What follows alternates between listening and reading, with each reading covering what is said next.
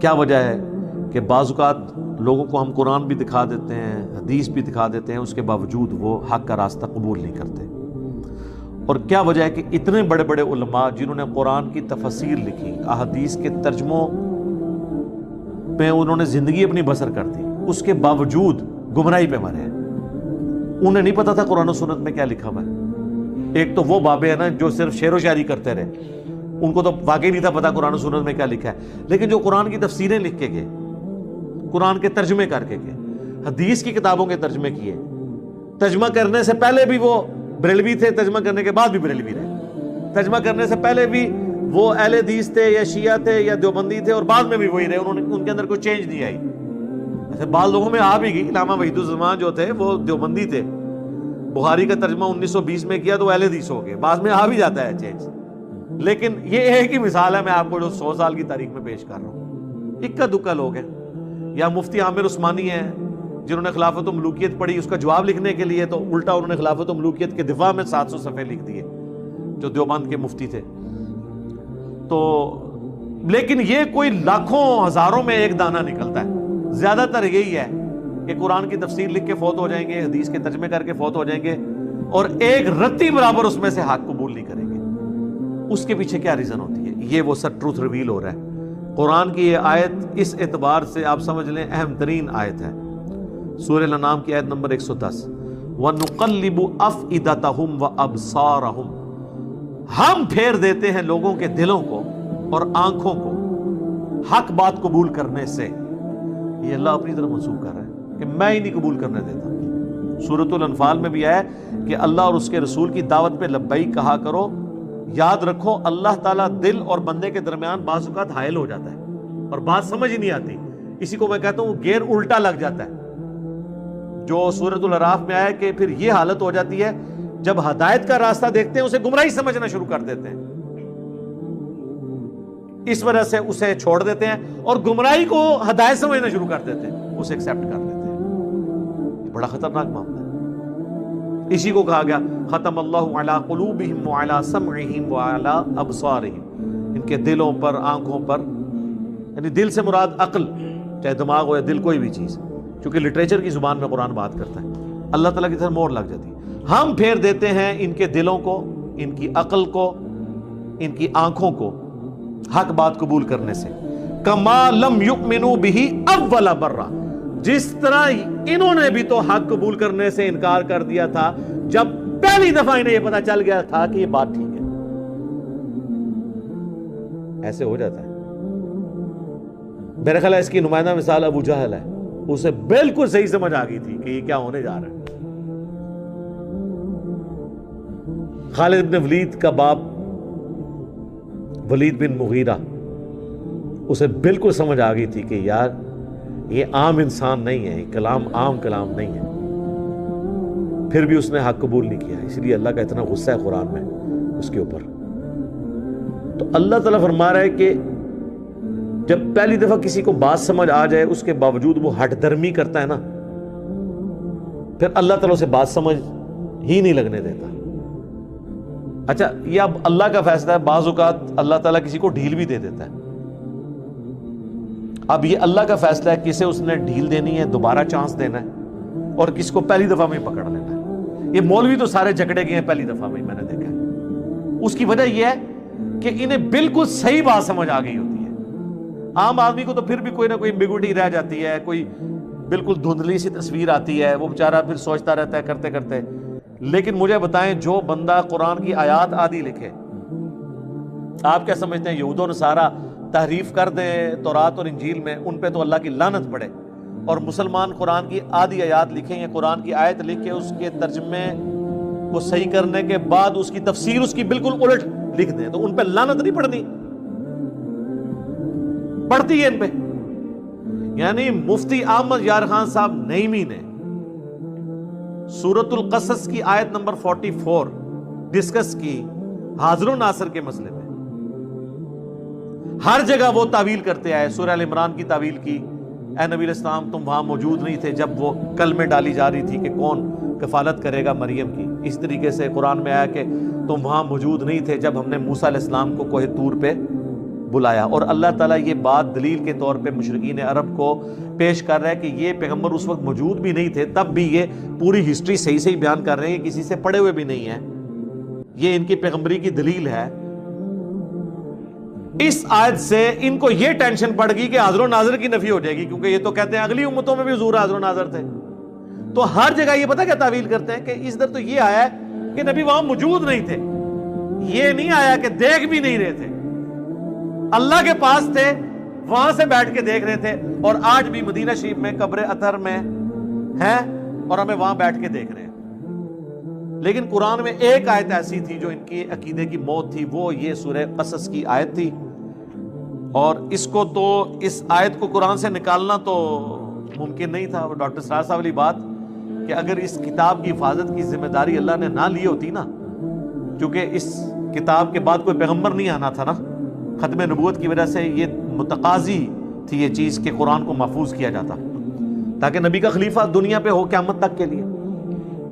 انا نحن نزلنا الذکر وانا لہ لحافظون.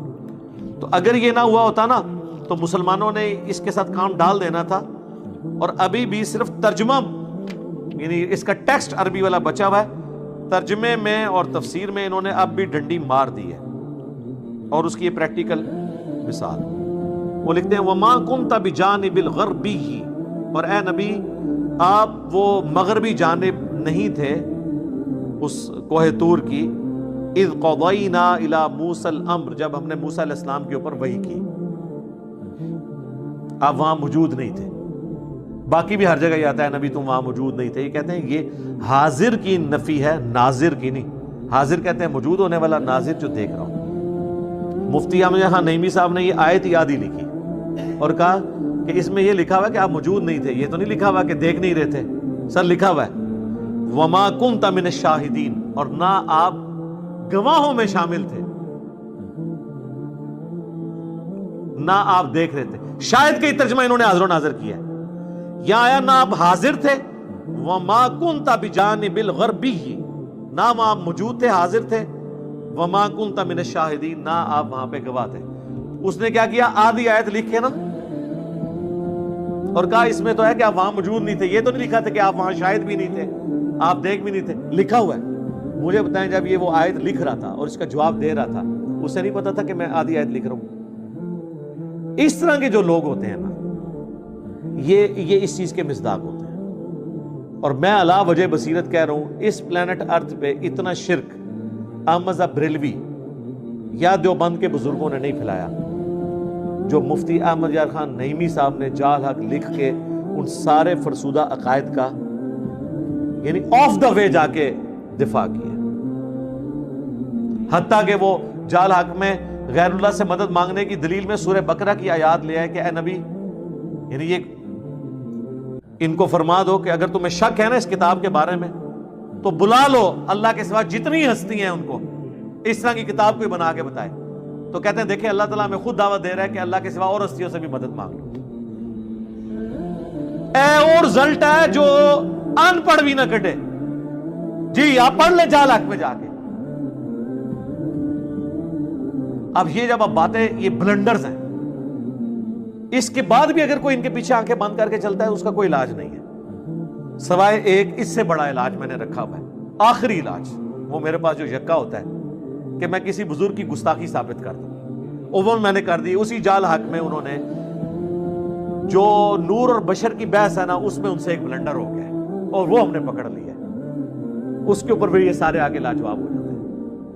انہوں نے کہا قل انما انا بشر مثلکم, اے نبی تم فرما دو کہ انسان ہونے میں تمہاری طرح ہوں. ظاہر مرتبے میں تو ہم بھی نہیں کہتے, آپ جیسا مرتبہ کسی کا ہو نہیں سکتا. ٹھیک ہے جی, ہماری آنکھیں تو ادھر تک نہیں دیکھ سکتی. بخاری مسلم ہے نبی الاسلام نے جنت بھی دیکھ لی نماز کی حالت میں. بخاری مسلم میں اپنی پیٹھ کے پیچھے بھی دیکھ لیتا ہوں. آپ کے پسینے میں سے بھی بخاری مسلم میں آتا ہے خوشبو آتی تھی. تو انسان ہونے میں وہ ہماری طرح تھے, مرتبے کی تو بات ہی نہیں ہو رہی. تو اب ان کو بشر ماننا بھی مشکل ہو جاتا ہے نا. تو انہوں نے اس بحث میں کہا کہ اس آیت کا صرف مقصد یہ ہے کہ اتنا بتایا جائے کہ تم لوگ اے انسانوں مجھ سے مانوس ہو جاؤ کہ میں انسان ہوں, تم مجھے یقین کر لو, لیکن اندروں میں انسان کوئی نہیں. اندروں میں نور ہاں، میں انسانی شکل میں آیا ہوں تاکہ تم مجھ سے مانوس ہو جاؤ کہ ایک انسان دوسرے انسان کی بات صحیح طریقے سے سن لیتا ہے۔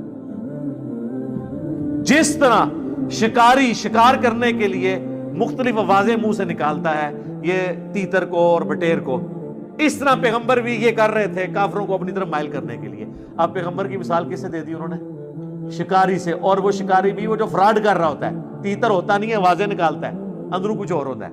اب یہ تو صراحتاً گستاخی تھی، اس کی کوئی تعویل بھی نہیں ہے، کیونکہ بریلوی کہتے ہیں گستاخی کی تعویل بھی نہیں کی جائے گی۔ اے میں پھڑ لی سرکار، اندھا دھند پیروی کے انجام میں ڈال دی، اللہ کا شکر ہے ہزاروں لوگوں کی ہدایت کا سبب بنی۔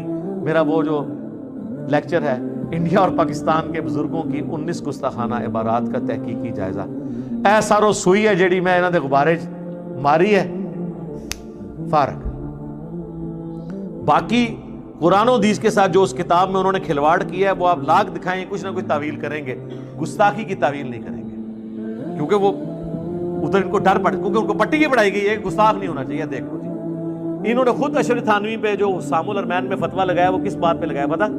کہ اس نے کہا تھا کہ نبی کو اسی طرح کا علم غیب ہے جس طرح ایک جانور کو بھی تو چھٹی حص کے طور پہ پتہ چل جاتا ہے کیا ہونے والا ہے، اس میں نبی کی ہی تخصیص کیا؟ یہ تو اس طرح کا علم تو ہر پاگل مجنون نعوذ باللہ اور جانور کو بھی حاصل ہوتا ہے۔ تو اعلیٰ حضرت نے فتویٰ لگا دیا کہ تم نے جانوروں کے ساتھ مثال دے دی۔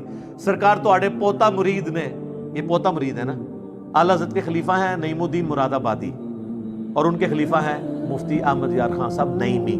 یہ نعیمی ان کی وجہ سے لکھتے ہیں،